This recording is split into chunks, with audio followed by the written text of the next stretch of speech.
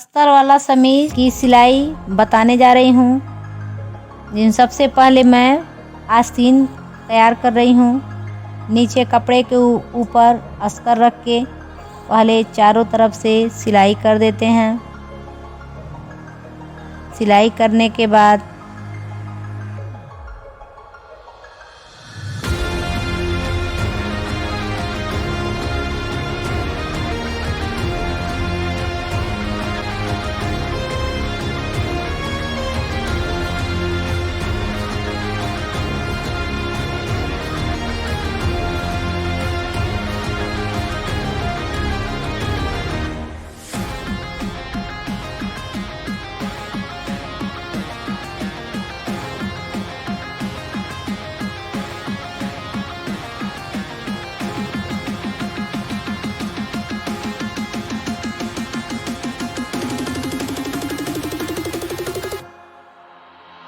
सिलाई करने के बाद जो एक्स्ट्रा कपड़ा दिखता है उसे कटिंग करके निकाल देती हूँ।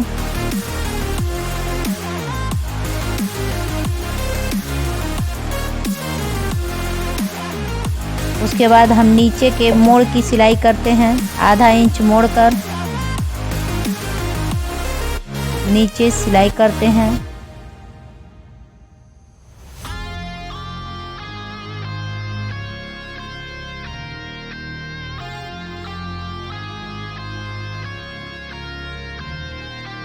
ठीक उसी तरह दूसरे बाजू के भी सिलाई कर लेते हैं।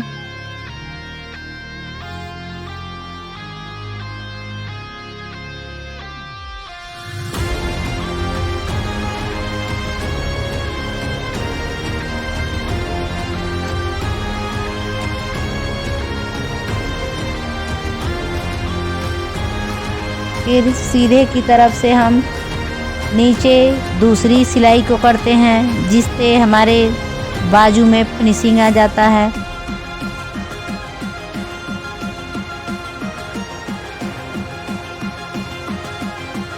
फिर उसे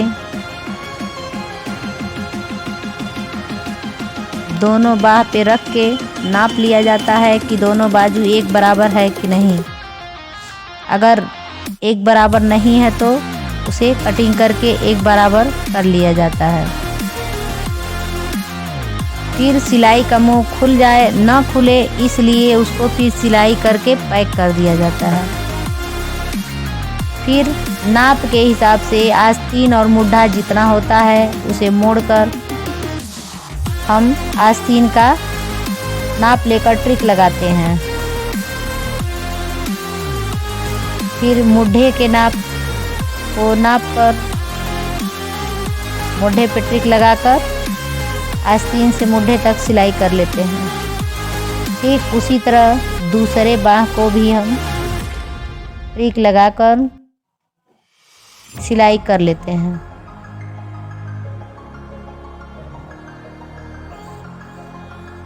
ये हमारा आस्तीन 4.5 इंच और मुड्ढा 7 इंच का तैयार हो रहा है। उसके बगल में 1 और आधा इंच पे सिलाई कर लेती हूँ, जिससे कभी किसी को ढीला करना हो तो आसानी से सिलाई को खोल के बना सकते हैं।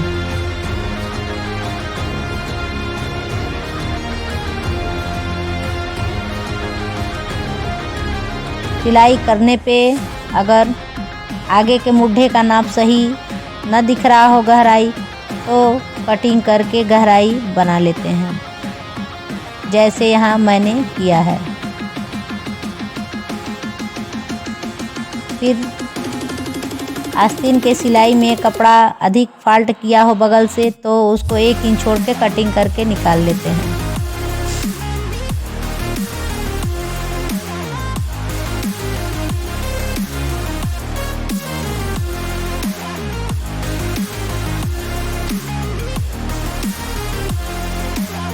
अब हम समीज की सिलाई को करने जा रहे हैं। नीचे कपड़ा और ऊपर से अस्तर रखते हैं।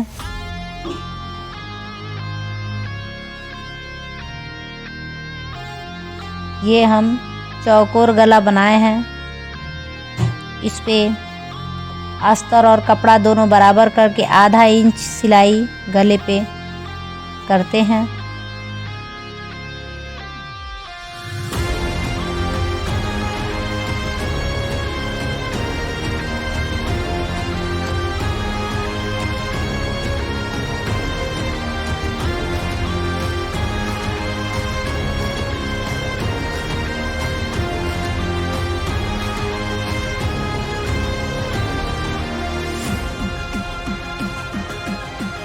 ये गले को हमने उलट के बनाया है।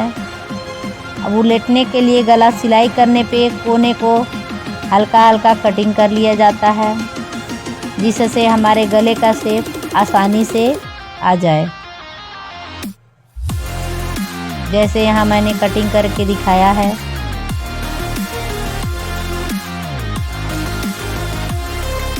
सीधे की तरफ से फिर गले को उलट लेते हैं और गले का आकार सही से आ जाए, इसलिए हम इसको सिलाई करके बैठा लेते हैं।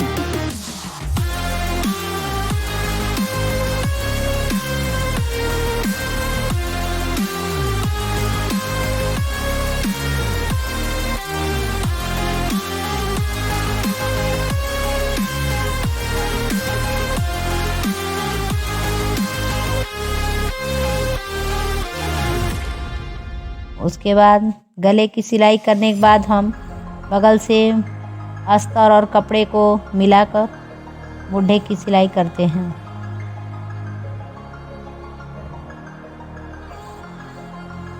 दोनों मुड्ढा सिलने के बाद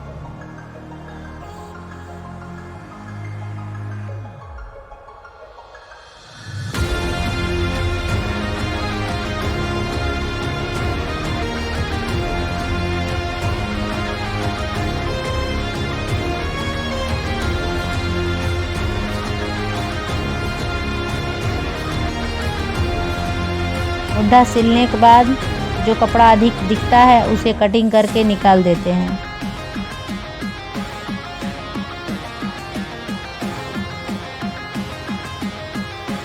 फिर हम अस्तर और कपड़ा मिलाकर दोनों को ज्वाइंट करने के लिए किनारे सिलाई लगाते हैं।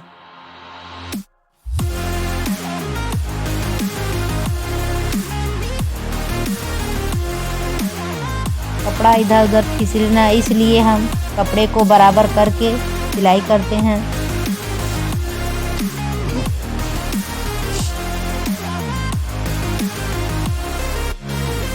फिर ठीक वैसे ही दूसरे तरफ भी हम सिलाई कर लेते हैं।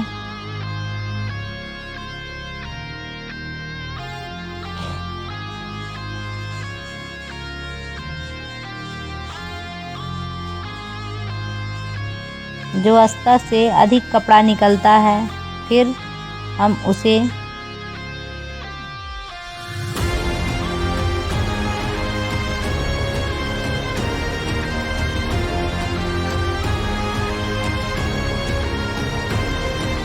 हम बगल से जो अधिक कपड़ा निकलता है उसे कटिंग कर लेते हैं।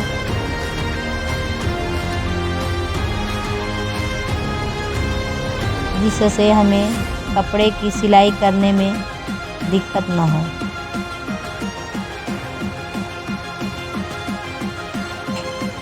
हम आगे का पल्ला बना लिए हैं, अब हम पीछे वाला भाग बनाने जा रहे हैं। पीछे वाले भाग में हमें डोरी लगाना है। फिर हम कंधे पर से 3 इंच का टिक लगाते हैं, उसमें थोड़ा सा कटिंग कर लेते हैं।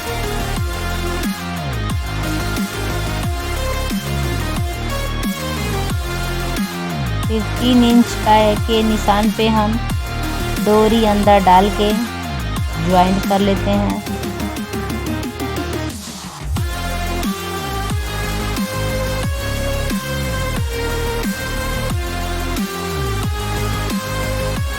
डोरी जोड़ने के बाद हम पूरे गले की सिलाई करते हैं। फिर उसी हिसाब से 3 इंच पे इधर भी डोरी लगा लेते हैं।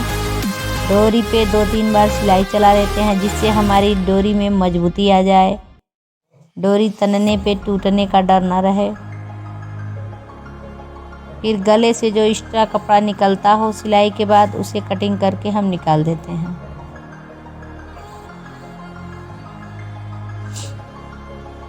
फिर हम गले को थोड़ा थोड़ा कटिंग कर देते हैं जिससे गला हमारा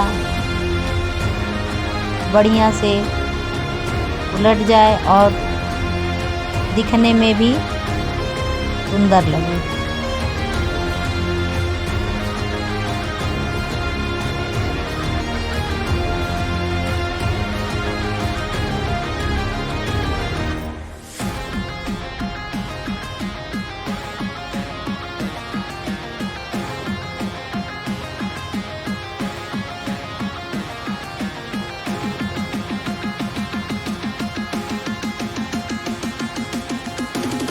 फिर से गले के ऊपर से हम सिलाई कर लेते हैं जिससे गले का आकार दिखने से सुंदर लगता है।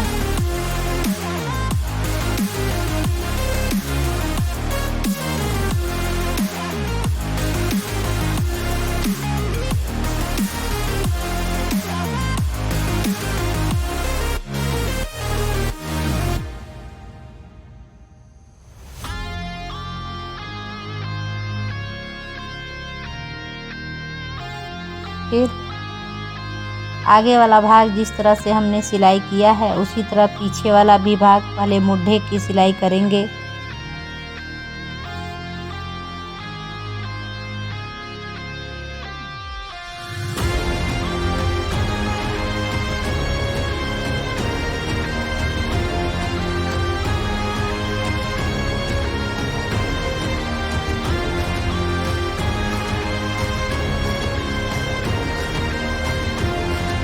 फिर मुड्ढे की सिलाई करने के बाद जो भी अस्तर से अधिक कपड़ा दिख रहा हो उसे कटिंग करके निकाल लेते हैं।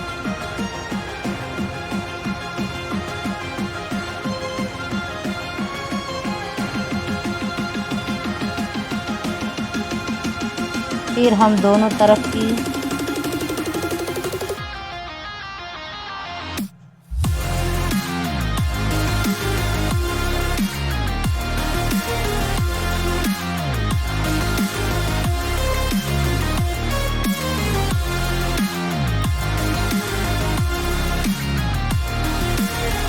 फिर हम अस्तर और कपड़े को मिलाकर बराबर करके बगल की सिलाई को अस्तर और कपड़े में जोड़ते हैं।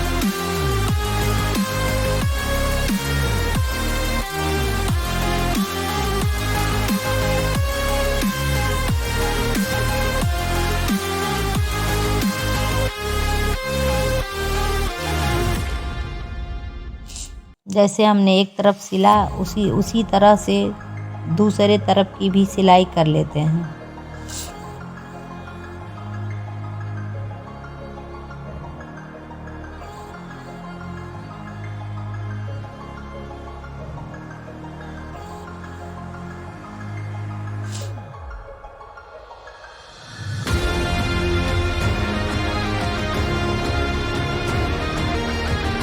फिर कपड़े से जो अधिक कपड़ा निकलता है अस्तर से उसको कटिंग करके निकाल देते हैं जिससे हमें सिलाई करने में कोई दिक्कत ना हो।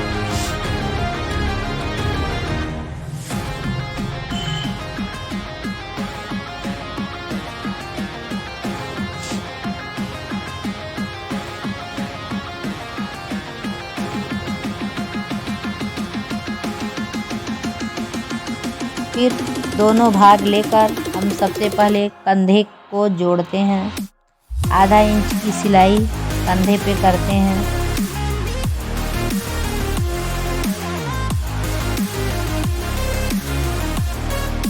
कंधे पे हम डबल सिलाई करते हैं जिससे कंधा जल्दी खुले ना।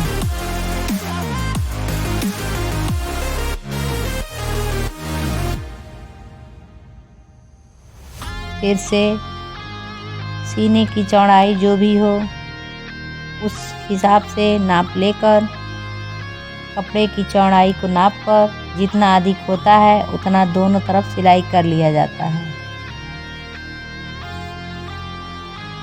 अगर 2 इंच सिलाई अधिक है तो 1 इंच 1-1 इंच दोनों साइड में सिलाई करते हैं।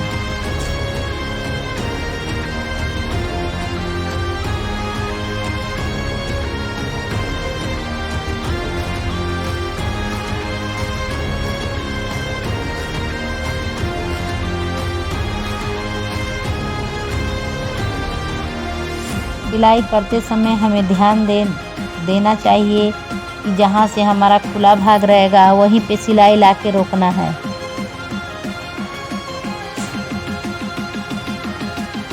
अगर हमें सिलाई मजबूत चाहिए तो हम उसी पर से फिर दोबारा घुमा के डबल सिलाई कर लेते हैं।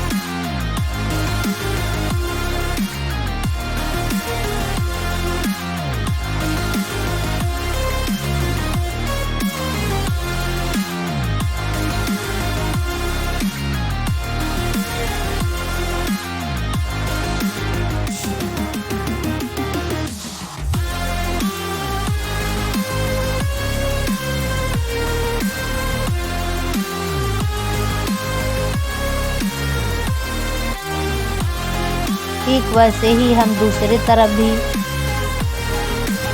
नाप के हिसाब से सिलाई कर लेते हैं और चाक वाले भाग पे लाकर सिलाई रोक देते हैं।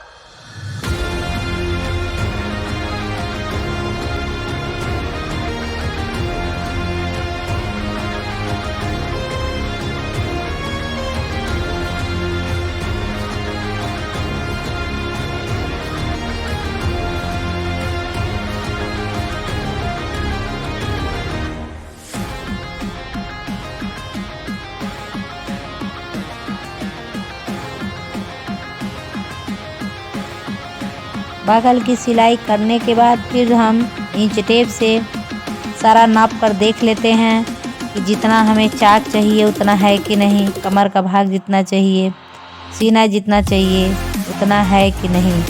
फिर कपड़े को हम सीधा की तरफ से करके बगल का चाक बनाते हैं। आधा इंच मोड़ना चाहिए, मोड़ सीधा चाक तक ले जाइए। चाक के पास सिलाई लाकर रोक दीजिए। फिर चौकोर में चाक पे चौकोर सिलाई करने से चाक सही बैठता है, जैसा हम करके आप लोगों को दिखा रहे हैं।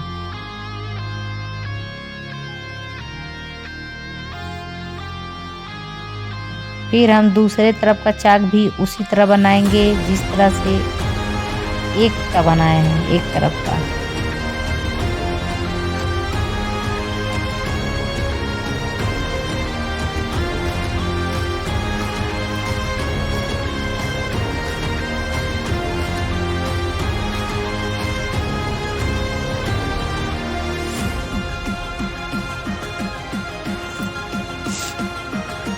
चाक की सिलाई कर लेने के बाद हम नीचे की सिलाई करते हैं। जैसे बगल में हमने आधा इंच मोड़ा वैसे ही नीचे भी आधा इंच ही मोड़ना है।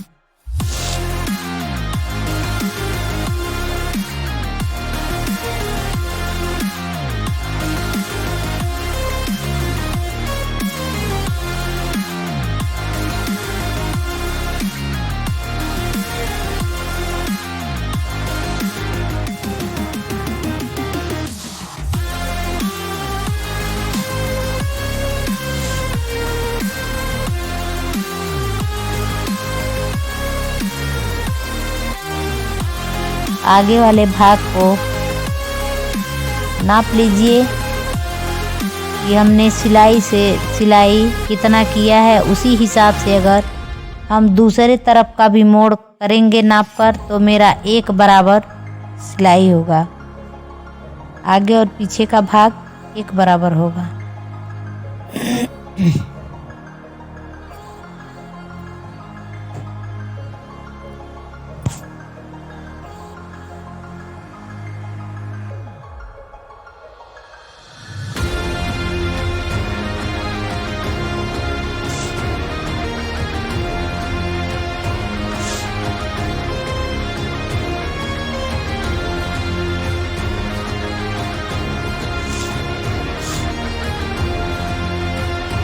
फिर नीचे हम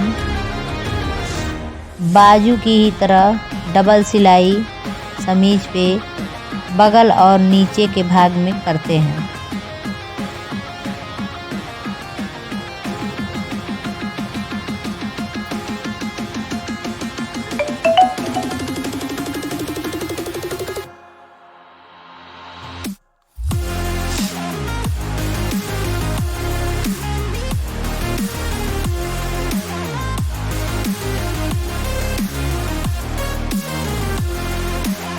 चारों तरफ सिलाई करने के बाद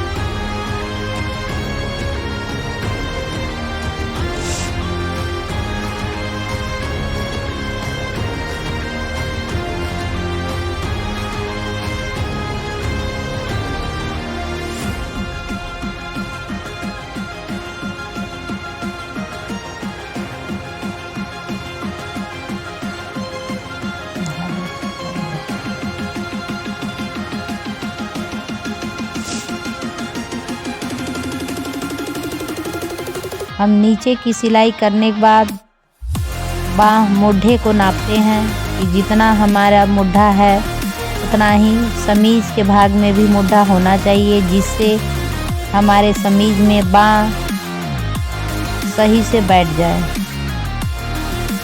अगर बाजू का मुड्ढा छोटा लग रहा हो समीज में तो थोड़ा सा कटिंग करके हम उसको बड़ा कर लेते हैं। कटिंग हमेशा हमें नीचे की तरफ से ही करना चाहिए।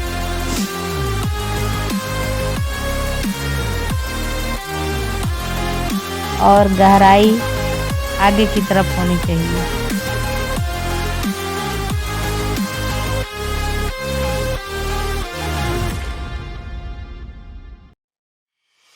मुड्ढे का नाप और बाजू का नाप दोनों का एक बराबर होना चाहिए, जिससे हमें बाँह लगाने में परेशानी न हो।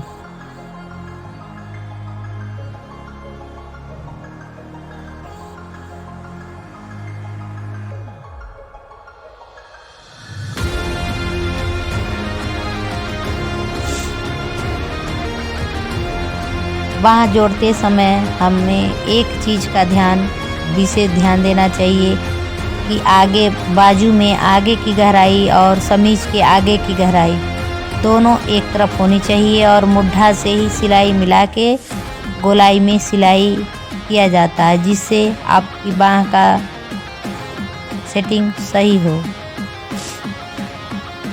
अगर हम दोनों मिलाकर एक बराबर सिलाई नहीं करते हैं तो हमारा समीज में एक भाग छोटा या बड़ा हो जाएगा। इसीलिए हमें हमेशा इस बात का ध्यान देना चाहिए कि दोनों का नाप एक बराबर होना चाहिए।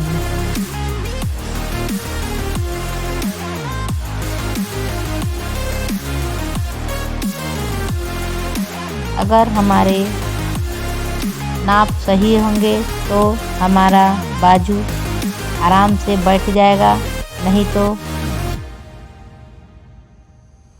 सही से नहीं बैठेगा।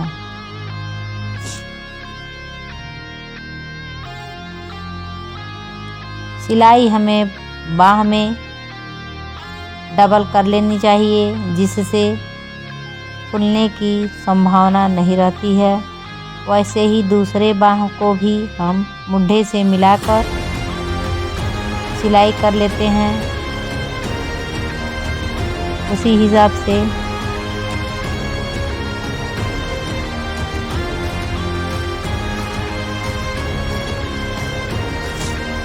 डबल सिलाई करते हैं।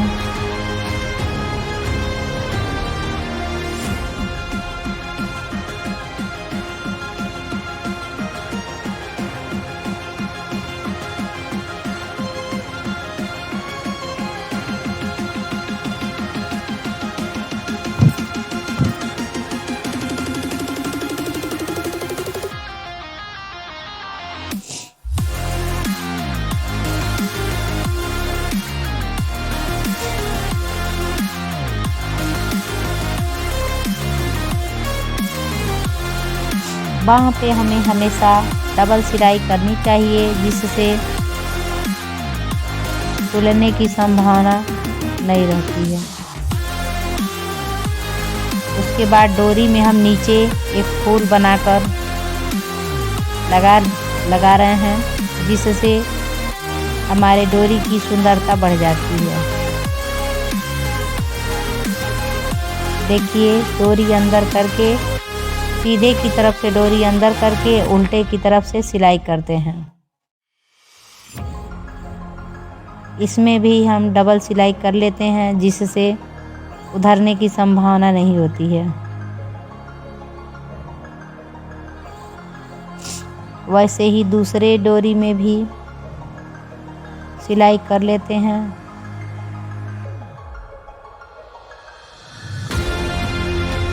अब हमारा समीज तैयार हो गया।